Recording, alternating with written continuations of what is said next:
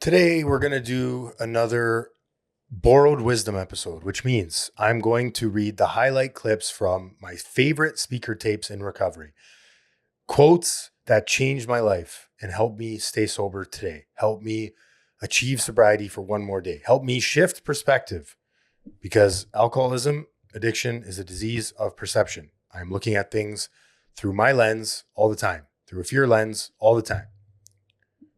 Self-pity lens all the time. Today's talk is Bob D. And Bob D is one of my favorite speakers. I know I say that about everybody, but let's get into some of my favorite quotes from this talk. Bob says, I didn't come from an alcoholic family. My family was pretty normal. There's a lot of love in my household, but I suspect that there was something wrong with me before I ever picked up a drink. Because way before I could ever drink, I didn't really feel like the other people looked. There was a lot of love in our family, but I was so wrapped up in myself that I couldn't feel it. I couldn't see it. And I could understand it intellectually that it was there, but I couldn't feel it. I was that disconnected from life and the people around me, even as a young kid. And nobody did that to me. I was just born with an inclination towards self-involvement. I was restless, irritable, and discontent little kid. I was always that kid that was always looking for the next thing. I never could appreciate this thing. It's always, what's the next thing? Oh my God. Can anyone else relate to that? That sums up the way I feel perfectly. Alcohol and drugs made all of that go away, made none of that matter. I felt like I wasn't given the manual to life. Everybody else had a manual and I didn't. I was always in fear. I always felt as a kid that I had the wrong life. Even though my childhood was great, I had this feeling that I didn't fit in the life I was given. I always wanted what you had. I wanted your things and your family. Even though mine was great, I was never satisfied with this thing. This is why gratitude is so important in recovery. It's never enough. I always want to be over there. And when I'm over there, I want to be over there. And when I'm over there, I want to be back over. It never ends. This is why steroids never worked for me either. I would get real big and I would look real fit and it was never enough. There was always more jacked and always more fit. This is a disease of not enough. This is a disease of more. He says, I love the inclination towards self-involvement. Yeah, everything's about me all the time. If you think you're not selfish, just think about how many times you think about yourself in a day. You're selfish. We all are by default. Some people are just better at rewiring it and repurposing it and being more other involved, God-centered instead of self-centered. Okay, next he goes on to talk about one of his first drinks.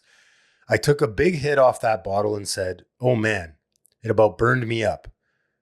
But when the burning stopped, I started to feel so good that the way I would be without that feeling from that moment on would never be enough for me again. And without ever realizing it, I just started to live for the opportunity to get lit up. Matter of fact, it seemed like from that moment on, my life was just, I existed between opportunities to party. And it really was the most important thing in my life.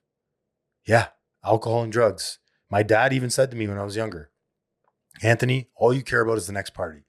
And it pissed me right off, but he was right. That's all I cared about. I didn't care about showing up for anything else. If it wasn't going to get me high, I didn't want any part of it. And if it was going to get in the way of me getting high, I was going to take it down or avoid it or never, ever do it again. Everything revolved around me and me partying, me getting high, me having fun. If it wasn't fun, I didn't want to do it. If I didn't want to do it, I didn't want to do it. And I didn't do it. This is why I'm so adamant on working on this stuff because it doesn't go away. We don't just get other involved and be selfless when we get sober. I talk about it at length in my selfishness episode. Okay, next. The phenomena of craving. So this is a test for whether you're an alcoholic or not. He says, somewhere around the second drink, as I'm starting to feel the effect, the allergic reaction is I break out with a yearning for more of that feeling. And consequently, I could never really get enough. I have never, in all my years of drinking, never once sat in a bar or at a party and have, after an hour, have had the bartender come over and say, Bob, would you like another drink? I have never once had the experience of sitting there and thinking to myself, honestly, no, this is just right. Never once. It's always one more, one more, one more, one more. And if you have that, if you can't get enough, you are always going to drink too much. That's the way we do it, man. If I'm high, more high must be better. I am never satisfied. This is why I was one of those guys that could never turn in for the night. I didn't understand. I didn't want to hang out with people that were going home at the end of the night. I always wanted to be with the after party guys. Okay, next, he talks about the original Jekyll Hyde, the book. He said, even in the face of all of that, I still like myself better as Mr. Hyde than I ever liked myself as Dr. Jekyll. And that was my reality. I still liked myself better when I was drunk than I ever liked myself when I was sober. And that was my big secret, because I can't tell anybody that, because that's crazy. In the light of the destruction that I am creating in my life, that is crazy. I'm not. I may be crazy, but I'm not so crazy that I don't know that that's crazy. I think we all know, right? We all know when we've crossed that point where we actually start to enjoy ourselves more as the drunk version or the high version, because I don't really feel anything when I'm drunk or high. I think other people like the drunk or high me better because it's quieter in my brain and I feel like I'm more fun. I'm in distortion of reality. I'm not living in reality.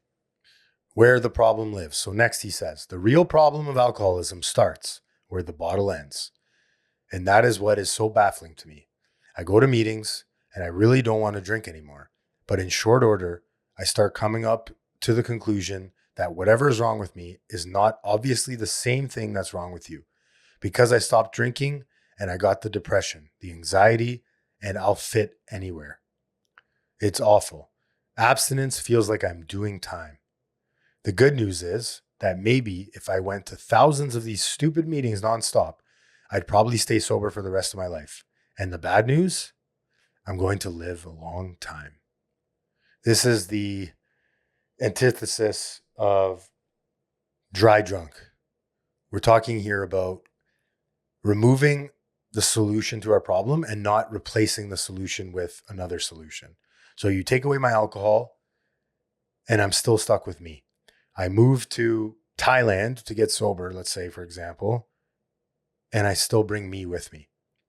You can go to any place in the world, places that are dry, places that don't have alcohol, and you will find a way to escape yourself. Whether through gambling or drugs, this is just inevitable. It's only a matter of time because you're bringing yourself everywhere you go and because you don't have a recovery program. Now, the recovery program, the power greater than ourselves, the connection to this thing that some people call God, higher power, that replaces the alcohol and that becomes your solution. The meetings that you go to, the recovery community you're involved in, the people that you surround yourself with, your community, the connection, that replaces alcohol and ensures that I'm not a dry drunk today, because a dry drunk is one of the scariest things in the world to me. I'm working with a guy right now. He's got years in sobriety, years of recovery, and he's dry as fuck. I can feel the depression on him and the anxiety, the lack of motivation and lack of purpose. You can feel it when they walk around. And again, I'm not here to take anyone's inventory, but being a dry drunk is one of the most miserable places I've ever been in my life. Being an attender rather than a member of recovery. Being a pretender, not even a pretender, actually. I would just say an attender. Or maybe you're not even an attender. Having no recovery program. That scares the shit out of me. Because left to my own devices, when I'm in my head all day and not connecting with community or power greater than myself in general, I'm going to relapse eventually. It's only a matter of time. You can't stay disturbed and sober for a long time. You can't stay unhappy and sober for a long time. You can't stay in fear and sober for a long time. Eventually, I'm going to relapse. And that relapse is going to be worse than the last time, because it always is. Okay, next. Bob says, and he's talking to an old timer, reframes service to him. So the old timer, this is Bob. He says, listen, kid, if you wait until you feel ready before you try to help somebody, you probably already have died of alcoholism, because you don't ever feel ready or whole enough to do that. You just do that, and those actions will take you toward completeness. Yes, yes, yes.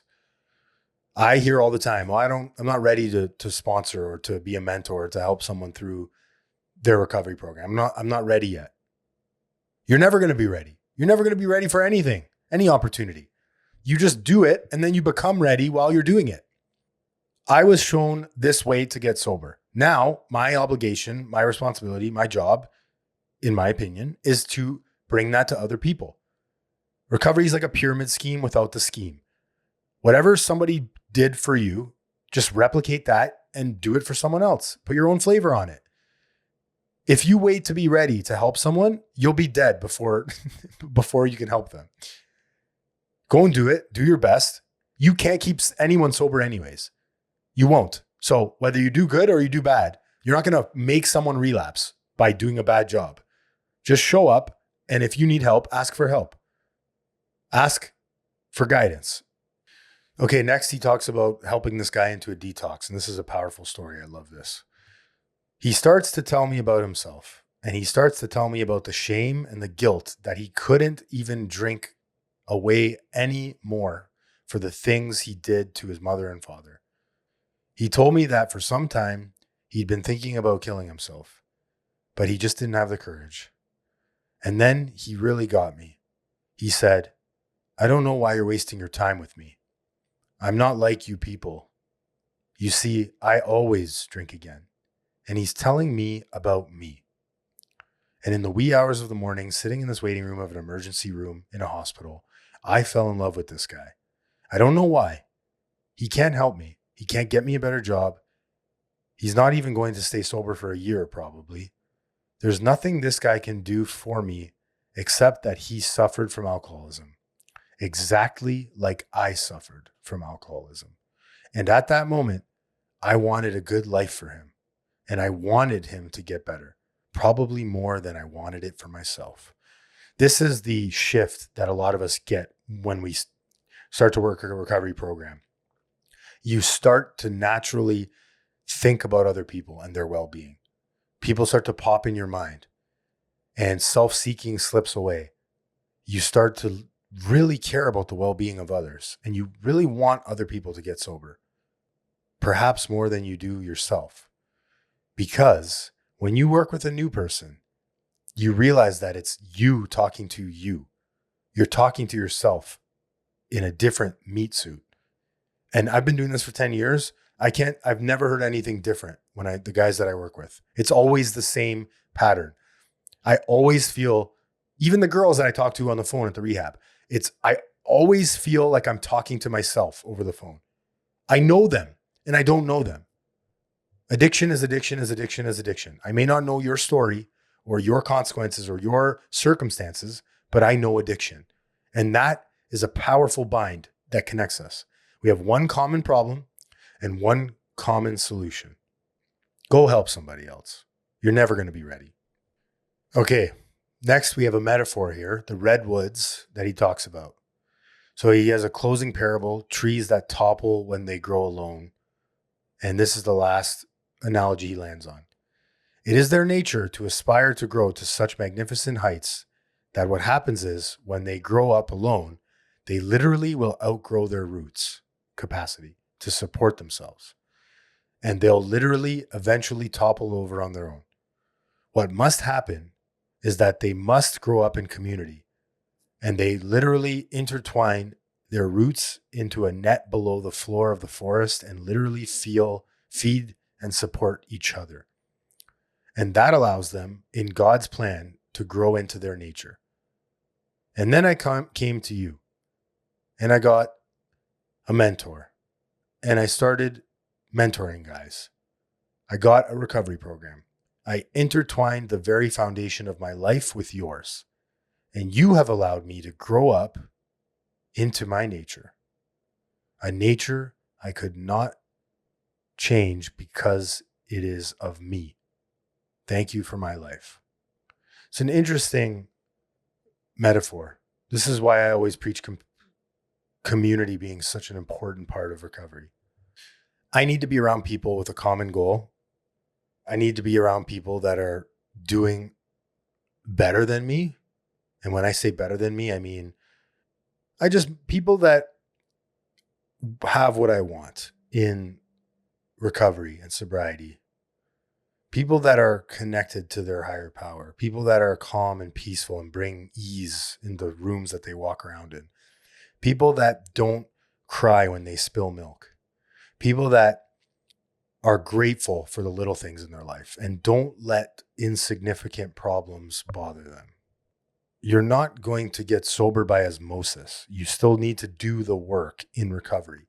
But if you surround yourself more with people that have what you want and are successful in their recovery programs, have a connection to some power greater than themselves, have a solution to their drinking and drugging problem. If you hang out with those people, eventually you will start to do what they do in order to get what they have, because that's the only way you're going to get it. If I go to the gym and sit and watch people work out, I'm not going to get bigger and stronger. I have to pick up the weights one at a time, over and over again, consistently to get the results. And it takes time. If I went to the bar, I never went to the bar in addiction, watched people drink, listened to how drunk they got, and expected to get the ease and comfort from alcohol. I always took the drink to get the effect. So why wouldn't I take the action in recovery that is asked of me, that is suggested of me, to get the desired result? Seems pretty simple to me. What action are you avoiding today, this month, this week? What is it going to take? What does it look like if you do that action, if you push through that fear? What's the worst thing that'll happen? You end up on your friend's couch because you lose your house because it was a big decision. You start a business because you don't want to work for anyone anymore. It's the worst thing that happens. You lose your house, you sleep on a friend's couch. I think you're going to be okay.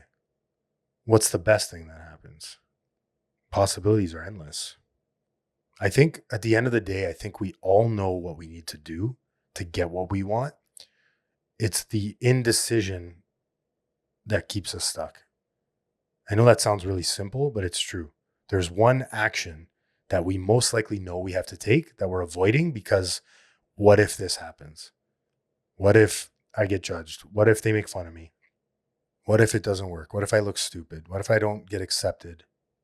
This is a program of action, not contemplation, not wishing, not hoping, not praying. Those are all involved. At the end of the day, action is the only thing that'll see you through to the other side. Everything you want is on the other side of fear. If no one has told you this yet, I love you. Please follow the podcast on any platform that you're on. Greatly appreciate it. Don't ever forget, recovery is simple, not easy.